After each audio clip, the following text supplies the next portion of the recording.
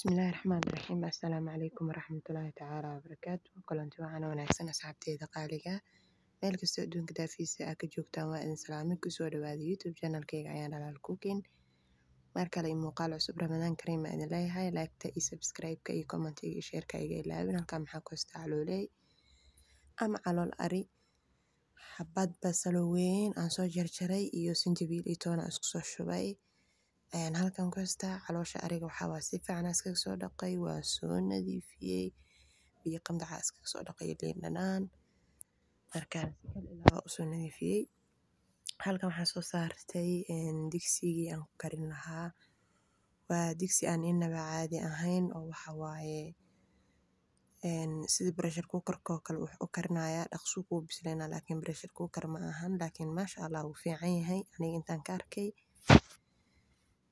saliidii markii ii kululaatay basashii sinjibiishii toontii ayaan ku soo shubay marka xoogaa isku shiilayaa si fiican kadib ayaan waxaan sameyn doonaa waan ku shubi doonaa caloosha insha Allah waan ka soo daahay marka waan iska mashquulay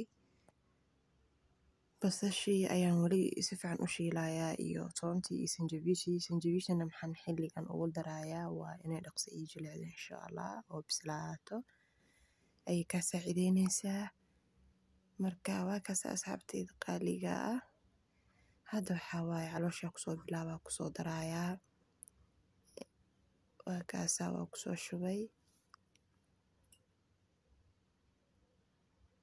marka calooshan sidee kusoo baxay maasha Allah tabaarakallah inaba caadi ma laga sheekeyn karo aad u macaan badan tahay saan waa loo kariyaa qaab kale loo kariyana way jirtaa iyo xayrta iyo maxaa la dhahaa xiidmaha maaldaha inta la isku duuduubana saasna waa loo sameeyaa way jirtaa marka hadda waxaa kusoo daray waxaa waaye faarahana kusoo daray oo baastada camal xiidmaha kusoo daray marka aad u macaan tahay alaabtan haddaa sidan inta u karsatid oo cuntid wixii aad haysatidna aad ku cuni kartaa marka hadda shaqadeeda ma dhawa wali weeyaan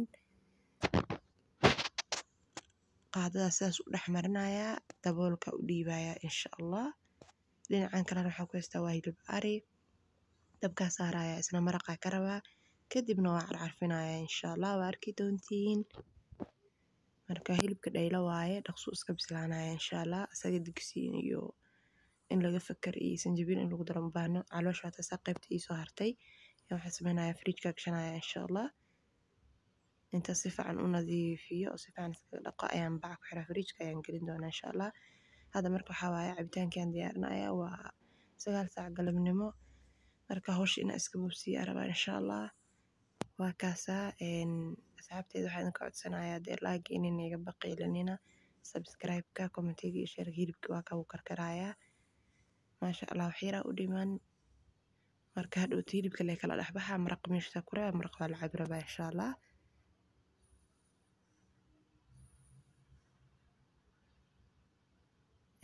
caloosha u imaanay marka 3 koob biyo ku daray biyahaas markay dhameysato kadib ayaan hagaajin doonaa insha Allah carfin iyo shiilitaan iyo qurxin u sameeynaa hadda marka waxaan sameynayaa sabaayada qasanaya sokor iyo cusbo caano iyo burki biyo qandac ah soo qaadana waa qasaa insha Allah marka horena u soo galiyay sabaayada hadda waxa waaye waa soo qasay waqti fiican xitaa maxshin maadaama xoogaa waqtiga uu igu yar ciriiri noqdo guri inta tirtirida iyo hawl kale iyo hayay iyo ilmihii iyo waqtiga uu iska yara dhamaaday marka waa boobsiinaya insha Allah si jilicsan tahay waa u jeedin gacanta markaas ku dhahay intaana saacada duudeeda bilaabay waxaan sameeyay shaaha karnaya shaah rinjiya biyihii sokorta isku soo daray iyo heelkii qorfihii iyo dhageerihii waxa isku karkaraan caleenta markuu karkaraa dib u daraa caloosha waa taas wali biyo u dhiman ma dhameysan yani biyaha ku jira dhihi rabay ma dhameysan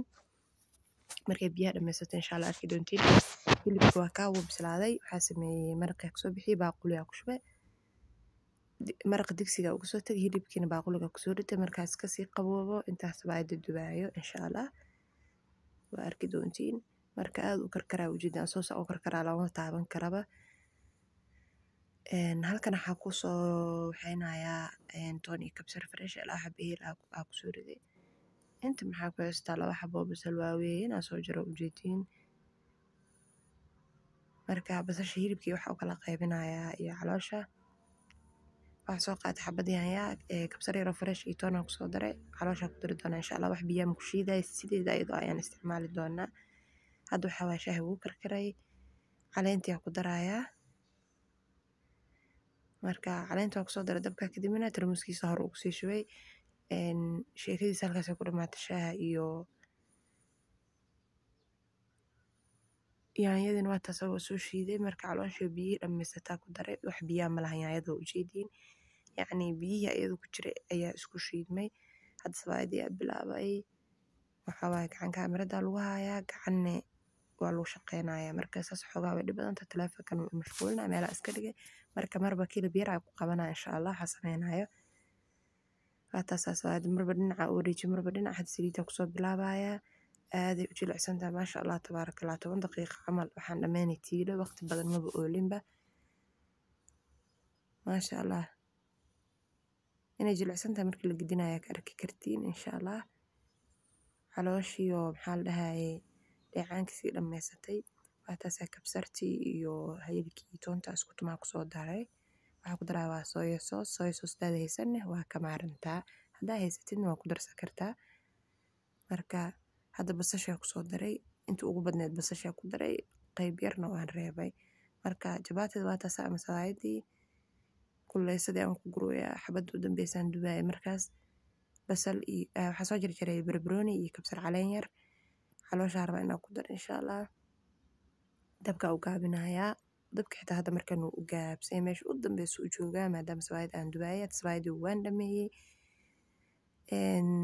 birtaawada soo qaatay. maxaa dabka soo saaray saliidii basasha isku soo daray. hilibka maxaa soo mariyay kabsartii iyo toonta isku soo tumiyay. heelkii iyo soy sauce bas aan mariyay. cusbana marka hore ku kariyay iyo toon oo gooni basal ku carfinayay.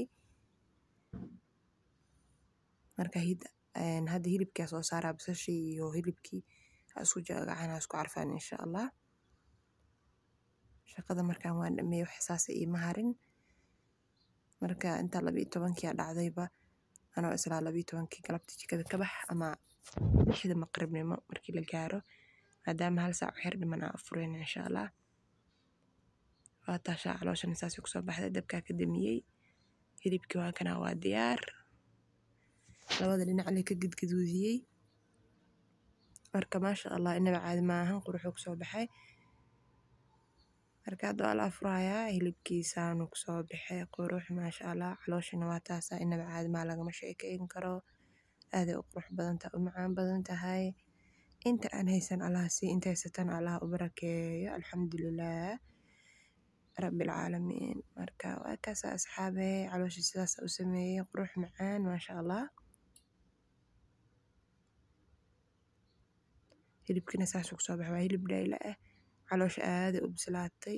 marka wixii kalena fadhigaas ii geeyay. intaana sii qaadaya idin la wadaaga maadaama karinteedii iyo hagaajinteedii aad soo aragteen. waa kaas lagama sheekeyn karo. marka soo dhawaada idin leeyahay. haddaan ugu cusub tahay soo dhawaada. hore noola joogtan nala joogo soo dhawaada dhammaantiinba. muuqaalka xiga ayaa inoo balana insha Allah. sidaas nabadgelyo. asalaamu calaykum waraxmatullaahi wabarakaatuh.